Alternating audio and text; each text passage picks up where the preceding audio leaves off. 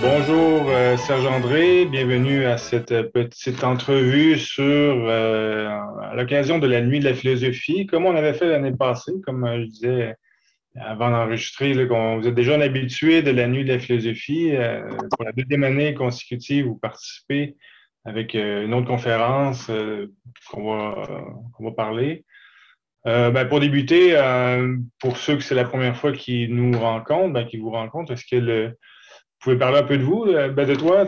On peut se tutoyer, comme on disait, parce qu'on se connaît déjà. Donc, parle-nous un peu de toi, de ton expérience, d'où tu viens, qu'est-ce qui t'a amené à la philosophie et l'intérêt, et ensuite à écrire sur la philosophie. Ah bon Dieu, ça remonte à très loin. De mes 65 ans d'aujourd'hui, ça remonte à quand j'avais 15 ou 16 ans. Mhm. J'ai eu une prise de conscience assez frappante, une révélation. Quand j'écoutais un animateur de radio, il disait que les gens qui se donnent toujours raison vivent dans un système sans faille. Or, c'est par les failles que la lumière entre. Mhm. Alors, j'étais dans un milieu où les gens se donnaient raison. J'étais dans une famille, comme souvent les adultes le font, se donnent raison. Et cette phrase-là n'a pas tombé dans l'oreille d'un sourd. Donc, à partir de ce moment-là, j'ai vécu avec l'idée, si tu as une meilleure idée que la mienne, dépêche-toi de me la donner pour que je ne perde pas de temps, plutôt que de chercher à avoir raison. J'ai rencontré tout au long de ma jeunesse, tout au long de ma vie professionnelle par la suite, des gens pour qui le but dans la vie était d'avoir raison ou qui n'étaient pas heureux lorsqu'ils n'avaient pas raison. Et ça a maintenu mon intérêt pour la philosophie jusqu'à l'âge de 40 ans où je me suis intéressé plus particulièrement à la connaissance de la connaissance. Ah, pour ceux qui connaissent ça, ça s'appelle l'épistémologie. Comment on pense, pourquoi on pense, quel est notre système de pensée, quelle est notre conscience, qu'est-ce qui distingue le savoir de la connaissance, etc. Et je suis devenu un fervent amateur de la philosophie à partir de l'âge de 40 ans. Dernièrement, je me suis intéressé à ce qu'on appelle la philothérapie, Ouais. ou la consultation philosophique, qui a été l'objet de la première conférence que j'ai donnée dans le cadre de la Nuit de la philosophie l'année dernière. Et je suis un amateur de philosophie. Mon background professionnel, j'ai travaillé dans les médias à titre de pigiste. J'ai travaillé à titre de conseiller en communication, en publicité et en marketing. Et depuis l'an 2000, je suis éditeur en ligne avec la fondation qu'on a créée avec mon épouse, qui s'appelle la Fondation littéraire Fleur de Lys, où on édite en ligne avec impression à la demande des manuscrits qui nous sont proposés. C'est intéressant. Et vous avez cette année proposé une conférence sur un livre que vous avez écrit qui s'appelle J'aime penser, Oui, qui, qui est très, comment je dirais, comme un premier pas pour la philosophie, s'il faut aimer penser. exactement. Parce que Exactement. penser demande un effort aussi. Donc, Et donc le titre du livre ne vient pas de moi. Je peux vous OK, raconter quelle est l'histoire de ce livre-là. oui. Il faisait à peu près 450 pages, 450 feuilles, 8,5 par 11 que j'avais mis dans une boîte sur une table. Et je recevais des voisins pour le réveillon de Noël. Et en voyant la boîte, puis en me questionnant sur ce qu'elle contenait, un des invités a dit: Oh, mon doux, tu aimes ça penser? Ah, ben j'ai dit: Voilà, je viens de trouver le titre de mon livre. Et j'avais déjà le sous-titre. C'est Comment prendre plaisir à penser dans un monde où tout un chacun se donne toujours raison. C'est vrai que c'est pas facile de discuter avec des gens qui se donnent toujours raison. Alors, y a-t-il un moyen d'arriver à discuter à un autre niveau? Et j'ai décidé en l'an 2000 de faire le bilan de mes connaissances, de situer, c'était le passage au nouveau siècle. Alors, c'était de me situer par rapport à toute l'histoire de mes idées, l'histoire de mon évolution en philosophie. Et j'ai écrit ce livre-là comme un essai de gouvernance personnelle. Un essai de gouvernance personnelle, vous voulez dire? Je voulais dire par là que on se gouverne soi-même, pour autant qu'on a le contrôle de son évolution, pour autant qu'on est attentif à son évolution, pour autant qu'on connaît l'histoire de ses idées. On peut vivre pendant plusieurs décennies sans jamais porter attention à l'évolution de notre conscience. Mais moi, je portais une attention très spéciale par rapport à une ouverture d'esprit assez large à ce qui se passait dans ma conscience. Et c'est Mhm. à ce niveau-là que c'est un essai de gouvernance personnelle, parce que notre conscience est là pourquoi? Oui, pour prendre conscience, pour être présent, etc., mais c'est aussi, avec la faculté de penser, un outil extraordinaire pour nous connaître. En effet, non, mais c'est intéressant parce que ça rejoint la philosophie, on dirait, à la manière classique, c'est-à-dire c'est d'abord s'observer soi-même, apprendre, voir, comme vous avez dit, comme tu as dit, la façon de penser, où sont nos défauts dans la pensée, essayer de corriger, essayer de diriger la pensée. Donc, Exactement. ouais, ouais. Puis dans le livre, ben, j'ai vu, vous avez détaillé ben, plusieurs pensées. Je vois la pensée certaine, la pensée profonde, la pensée universelle, la pensée joyeuse, la pensée heureuse, malheureuse. Donc, vous voyez que vous amenez l'idée qu'il y a plein de types de pensées donc il y a des nuances. C'est pas simplement penser pour penser. On ne peut pas penser pour penser uniquement. De toute façon, lorsqu'on réagit à une information que l'on calcule comme étant objective, de toute façon, notre réaction elle-même est subjective. Si on a porté attention à une information, à un événement, à une prise de conscience, c'est parce qu'on y a été attiré de façon subjective au départ. Donc, notre pensée demeure à un point subjectif. L'important, c'est de savoir pourquoi. C'est de savoir comment ça se passe, de prendre du recul face à la subjectivité. Non pas de devenir objectif à 100%, mais de comprendre notre subjectivité, de composer avec elle, de l'apprivoiser plutôt que de la subir. Alors, dans la pensée certaine, euh, je donne un sous-titre qui est pour tirer le bénéfice du doute. Comment on fait pour être certain? Ah bien, c'est en tirant le bénéfice du doute. Si je ne doute pas, je ne peux pas être certain. C'est le Mhm. doute qui est la fameuse faille par laquelle la lumière entre. Or, si ça fait très longtemps que je me donne raison, que je vis dans un système sans faille, nécessairement, je vis dans le noir. Il n'y a pas de lumière extérieure qui entre.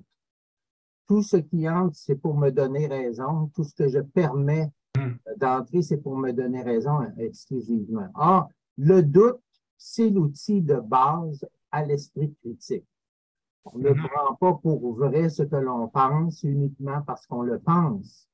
On doit tirer un bénéfice du doute. Et le bénéfice du doute, tout aussi curieux que ça puisse paraître, c'est la certitude. Mais la certitude ne dure pas toute la vie. La certitude, c'est un temps de vie jusqu'à ce qu'une autre certitude vienne la détruire. Autrement dit, la connaissance se bâtit sur la destruction du déjà su. C'est Mhm. pour ça que, du moins en science, dans la pensée scientifique. Alors, on parle beaucoup de la pensée scientifique dans la pensée certaine. Dans la pensée profonde, c'est la philo. C'est-à-dire que plus vous voulez aller en profondeur dans vos pensées, je compare ça à quelqu'un qui est dans un canot en mer et qui est ballotté par les vagues et il ne pourra pas aller en profondeur. Tout ce qui risque, c'est que sa barque soit renversée et qu'il se noie. Et ça prend un sous-marin pour aller en profondeur. Puis ce sous-marin-là, c'est la philo. Ouais, Alors, plus intéressant. vous voulez aller en profondeur, plus le sous-marin philo doit être capable de résister à la pression. Alors, Ouais. c'est ça la pensée profonde. La pensée universelle, ben, c'est celle qui est partagée par tous les hommes. Le sous-titre que je donne, c'est pour vivre dans l'esprit de tous les hommes. Ensuite, dans cette pensée universelle-là, il faut rechercher ce qui nous rassemble, ce que nous partageons tous. Dans la pensée joyeuse, ben, c'est pour donner à rire à l'intelligence, pour savoir être capable de rire, de profiter de ces instants où le rire nous vient sans effort. La pensée heureuse, ben, c'est pour essayer d'attraper le bonheur. Moi, personnellement, je dis que le bonheur court trop vite pour moi. Là. Je suis toujours à la course après lui. Dans la pensée malheureuse, c'est pour penser ses blessures. Le malheur est un instant pour penser ses blessures. Penser P-A-N et non pas P-E-N. Non, penser, là, P-A-N. Dans la pensée empathique, c'est pour faire l'amour du don de soi. C'est très important de préciser que c'est pas pour le don de soi, c'est pour faire l'amour du don de soi. Alors ça implique que l'on aime se donner à l'autre parce que effectivement le bénéfice est très grand pour l'autre et par la pensée empathique, on devient aussi heureux que l'autre qui reçoit. Dans la pensée différente, bon, mais ça, c'est pour se connaître soi-même. On sait très bien que nous ne sommes pas tous dans notre vie personnelle en communion avec les autres. Il s'agit de se connaître soi-même pour avoir une communion avec l'autre qui est beaucoup plus profitable, beaucoup plus utile, beaucoup plus heureuse. Dans la pensée initiatique, ben, je parle du sens caché. C'est pour partager le sens caché de nos pensées, d'un objet, d'une idée, d'une façon de faire. C'est une pensée qui nous permet d'être amenés du point A au point B, qui nous initie à un parcours, qui nous initie à une prise de conscience, qui nous initie, par exemple, au silence, au moment présent. C'est toutes des initiations qui peuvent profiter à notre conscience. Dans la pensée divine, eh bien, pour nager en pleine lumière, pour ceux qui croient. Dans la pensée imaginaire, on a pour reconnaître la vérité. Il y a une espèce de paradoxe dans ce sous-titre-là. Comment on peut reconnaître la réalité avec une pensée imaginative? Eh bien, oui, c'est possible que l'imaginaire nous projette dans un réel. C'est possible de ne pas être bercé par nos illusions, même si l'imaginaire est présent. Et puis, dans la dernière pensée, c'est celle que j'ai appelée en guise de conclusion l'arrière-pensée. Ça, c'est pour tout vous dire. Finalement, j'avais une arrière-pensée à écrire ce livre que je vais dévoiler lors de la conférence. Excellent. Ça donne le goût d'aller voir pour savoir c'est quoi cette arrière-pensée. Ben, je trouve intéressant, personnellement, toute la façon dont vous l'amenez. Ça nous ramène beaucoup à nous, comme tu l'as mentionné, avec parce qu'aujourd'hui, on peut interpréter, ou plutôt des fois, c'est montrer la philosophie comme la pensée critique, oui, en partie, ou le débat, ou être critique, mais des autres. T'sais. Toujours critiquer ce que les autres disent, les nouvelles disent, et puis, mais jamais soi. Donc, c'est toujours partir de soi. Oui, aller vers l'extérieur, mais il faut partir de soi, accepter le subjectif, comme vous l'avez mentionné. C'est-à-dire que c'est une partie de la réalité. Il faut comme l'intégrer, le rendre concret dans l'objectivité, objectiver sa pensée, si on veut.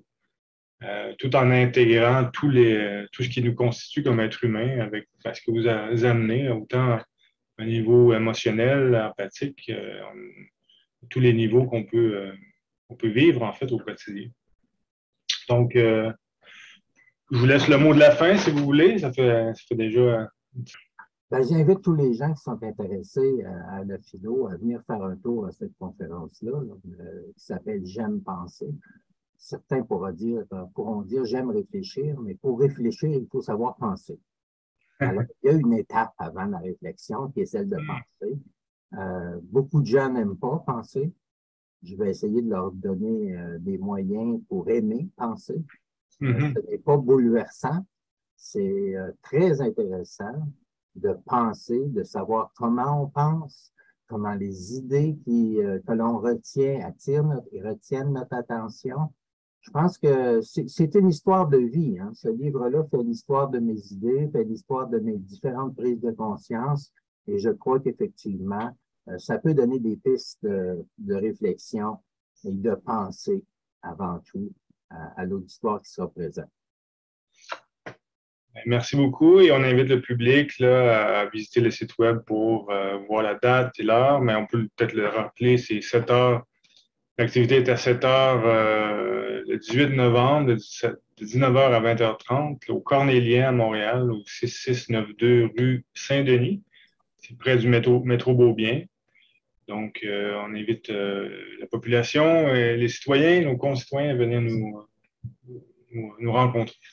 Ça va être une belle soirée.